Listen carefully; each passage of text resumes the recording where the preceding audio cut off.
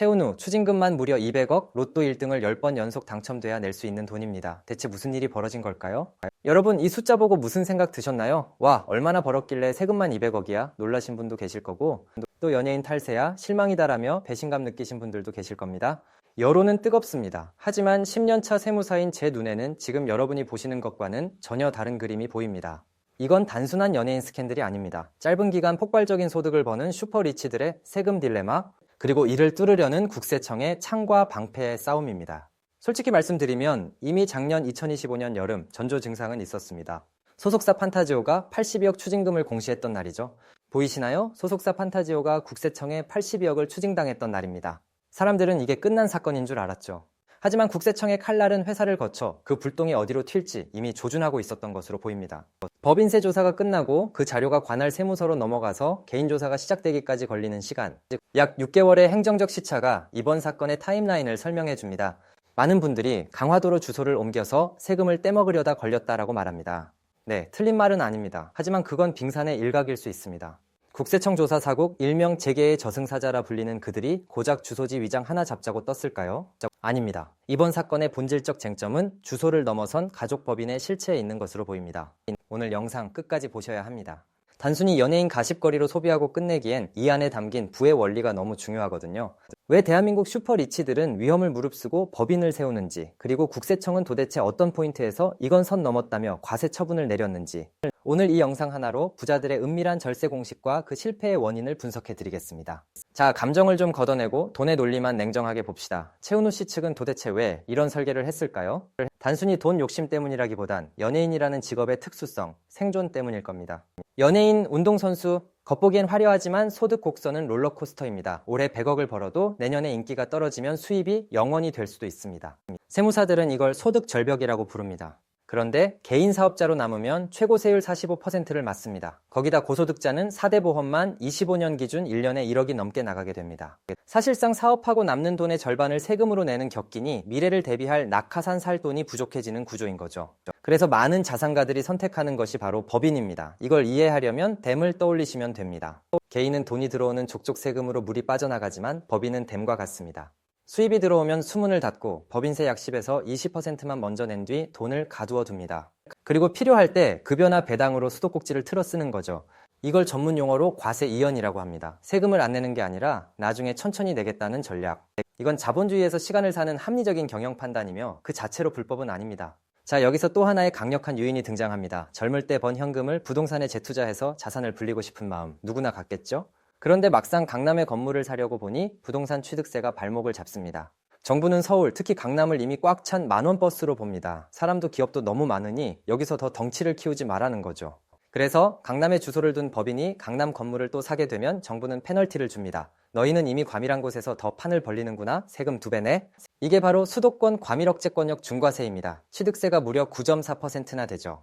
하지만 여기서 묘수가 등장합니다. 건물은 강남에 사더라도 내 법인의 주소를 슬쩍 밖으로 빼는 겁니다. 어디로? 바로 성장관리권역인 강화도 같은 곳으로요. 서류상 강화대 사는 기업이 강남에 투자하는 모양새를 만드는 거죠. 이렇게 되면 너는 과밀한 강남 출신이 아니구나 하고 중과세가 사라집니다. 취득세가 일반 세율인 4.6%로 뚝 떨어지는 거죠. 감이 잘 안 오시나요? 만약 최은우 법인이 200억짜리 강남 빌딩을 산다고 가정해 봅시다. 강남에 사무실을 차려놓고 샀다면 세금만 약 18억 8천만 원입니다. 그런데 주소만 강화도로 옮겨서 샀다면 약 9억 2천만 원입니다.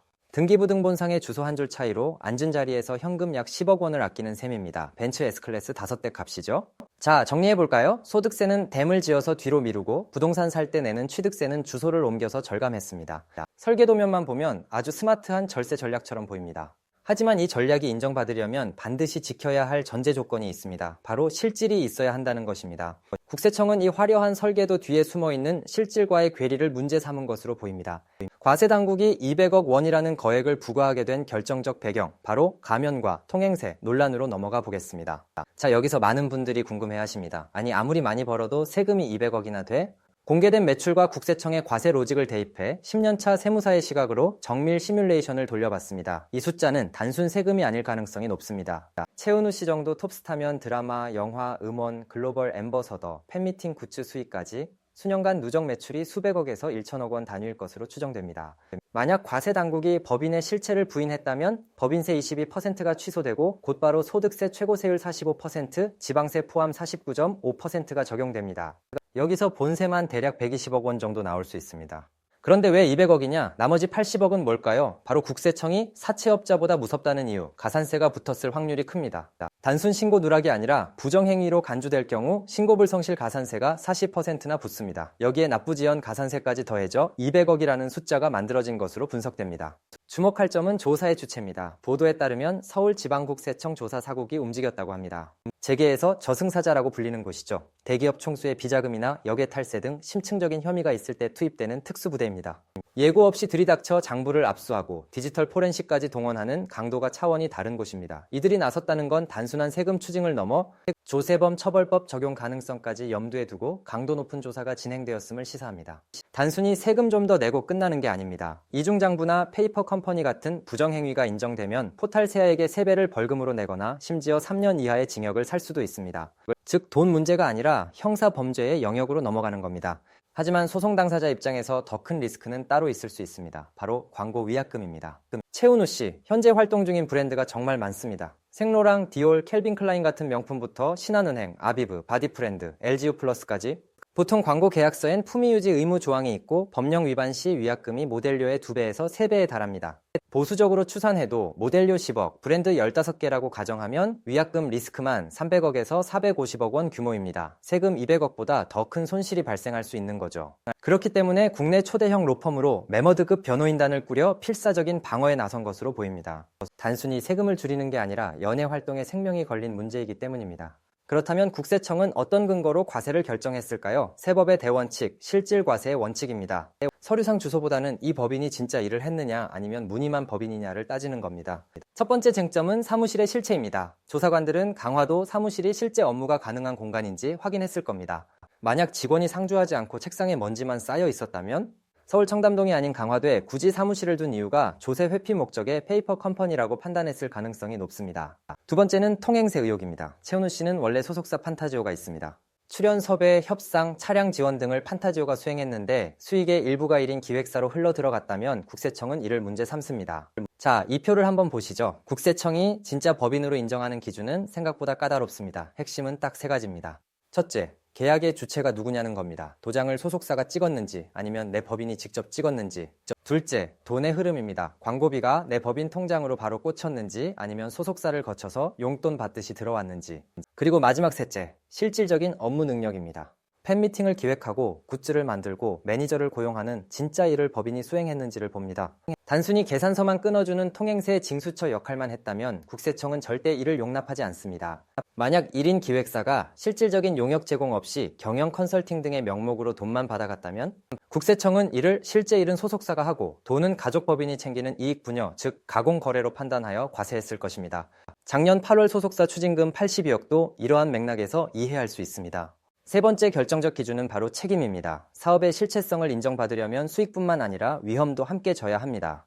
돈 벌 때는 법인이 가져가고 만약 위약금 등 문제가 생겼을 때는 개인이 책임지는 구조라면 수익은 법인 것, 책임은 개인 것.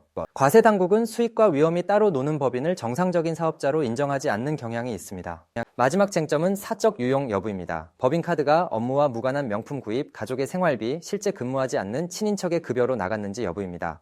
이러한 내역이 국세청 시스템 NTIS에 포착되었다면 이는 법인 자금의 사적 유용으로 간주되어 과세의 강력한 근거가 됩니다. 자, 이제 공은 최은우 씨에게 넘어갔습니다. 세무사로서 제가 보는 최선의 수는 무엇일까요? 여기엔 3가지 길이 있습니다. 자, 여기서 최은우 씨 측은 엄청난 딜레마에 빠집니다.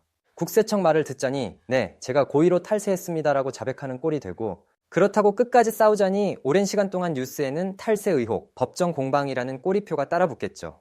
이 진퇴양난의 상황, 10년차 세무사라면 어떻게 방어 논리를 짤까요? 제가 참모라면 전면전이 아닌 국지전을 제안하겠습니다. 첫 번째 방어선은 고의성 차단입니다. 세금을 안 내려고 속인 게 아니다. 당시 전문가들의 자문을 받아 합법적인 절세라고 믿고 진행했다. 이게 왜 중요하냐고요? 고의가 입증되지 않으면 세금은 내더라도 형사처벌 대상인 조세범은 피할 수 있습니다. 또한 가장 무거운 40%의 신고불성실 가산세를 10%나 20%로 깎아달라고 다툴 명분이 생깁니다. 이것만 방어해도 수십억 원을 아낄 수 있습니다. 두 번째 방어선은 부분 인정입니다. 국세청은 가족법인이 아무 일도 안 했다 0%라고 봅니다. 하지만 최은우 씨 측은 무슨 소리냐, 강화도 사무실에서 실제 굿즈 디자인 회의도 했고 부모님이 팬카페 모니터링도 했다며 증거를 내밀어야 합니다. 100% 인정받지 못해도 좋습니다. 그래, 주요 업무는 소속사가 했지만 가족법인이 30% 정도는 기여했네. 이 판정만 받아내도 추징금 200억은 100억, 80억으로 대폭 줄어듭니다. 즉, 가짜이냐 진짜냐의 싸움이 아니라 비율 싸움으로 끌고 가야 합니다. 마지막으로 대중을 향한 메시지 관리입니다. 탈세라는 단어를 입에 올리면 안 됩니다.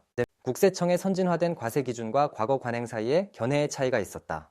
법적 다툼보다는 국세청의 판단을 존중해 선제적으로 납부하고 소명하겠다, 이렇게 나가야 합니다. 이것은 범죄의 자백이 아니라 납세자로서의 성실한 협조가 됩니다. 그래야 광고주들에게도 우리가 범죄를 저지른 게 아니라 세법 해석상 이견이 있어 정산하는 중이다라고 위약금 방어를 할 수 있습니다. 결국 최선의 회생 전략은 세금은 일부 내주더라도 도덕성에는 스크래치를 최소화하는 것. 이것이 200억 추징 앞에서도 최은우라는 브랜드를 지키는 가장 현실적인 출구 전략이 될 것입니다. 현재 소송이 진행 중인 만큼 최종 결과는 법원에서 가려지겠지만 우리는 여기서 중요한 교훈을 얻어야 합니다. 진짜로 하면 문제가 되지 않습니다. 국세청은 서류를 보지 않습니다. 거기 진짜 직원이 있어? 컴퓨터는 켜져 있어? 이 질문에 답하지 못하면 법인은 그저 휴지 조각일 뿐입니다. 제발 주소만 옮기지 마세요. 기능을 옮기세요. 실제 매니저를 채용하고 4대 보험을 넣고 법인 주도로 굿즈 판매나 팬미팅 기획 등 독자적인 사업 영역을 구축해야 합니다. 그래야 국세청도 여기는 종이회사가 아니라 진짜 사업장이구나라고 인정합니다. 가장 깔끔한 건 전속계약 종료 후에 1인 법인을 시작하는 겁니다. 하지만 그게 어렵다면 기존 소속사와의 업무 영역을 칼같이 나눠야 합니다. 방송은 소속사가, 유튜브와 굿즈는 내 법인이, 이렇게 누가 봐도 납득할 수 있는 업무 분장이 계약서에 명시되어야 합니다. 특히 중요한 건 수수료 책정 기준입니다. 단순히 돈을 나누는 게 아니라 매니지먼트 대행 수수료는 기존 판타지오 대행 수수료의 특정 퍼센트로 한다 등 명확한 기준이 있어야 국세청을 설득할 수 있습니다. 가족이 법인에서 일할 수 있습니다. 하지만 일한 만큼만 받아야 합니다. 동종업계 평균 급여 수준을 지켜야 하며 특히 가공경비는 국세청 시스템 NTIS에 100% 포착된다고 보셔야 합니다. 많은 분들이 실수하는 게 해외 출장과 소품 구매입니다. 촬영하러 갔다고 해외여행 가고 소품이다라며 명품백 사면 바로 걸립니다. 반드시 촬영 결과물이나 방송 노출 화면 같은 명확한 증거를 남겨두셔야 억울한 세금을 막을 수 있습니다. 오늘 최은우 200억 사건의 쟁점을 살펴봤습니다. 이미 수년 전부터 연예인을 포함한 고소득자의 세금 이슈는 항상 도마 위에 올랐습니다. 결론은 동일합니다. 법인은 문제가 아니죠. 운영 방식의 문제입니다. 이번 최은우 씨의 사건은 여러 가지 시기적으로 맞물려 마녀사냥으로 이어지는 것 같아 안타깝습니다. 팩트만 체크하고 앞으로의 대응을 지켜보는 자세가 필요할 것 같습니다. 법인 전환은 높은 세율을 유예받는 훌륭한 제도입니다. 하지만 그 대가로 투명한 회계라는 의무를 져야 합니다. 법인은 잘 쓰면 자산을 지키는 요술방망이지만 원칙을 지키지 않으면 나와 내 가족을 위협하는 부메랑이 될 수 있습니다. 절세는 속이는 기술이 아닙니다. 법 테두리 안에서 권리를 찾는 정성을 들이면 합법적으로 줄일 수 있습니다. 법인은 회피 도구가 아니라 여러분의 미래를 위한 자산 관리 파트너가 되어야 합니다. 복잡한 세금 이슈 감정 빼고 팩트와 논리로만 풀어드립니다. 앞으로도 텍스인사이드가 가장 쉽고 정확하게 파헤쳐 드리겠습니다. 오늘 내용이 유익하셨다면 구독과 좋아요 부탁드립니다. 지금까지 여러분의 절세 파트너 텍스인사이드였습니다.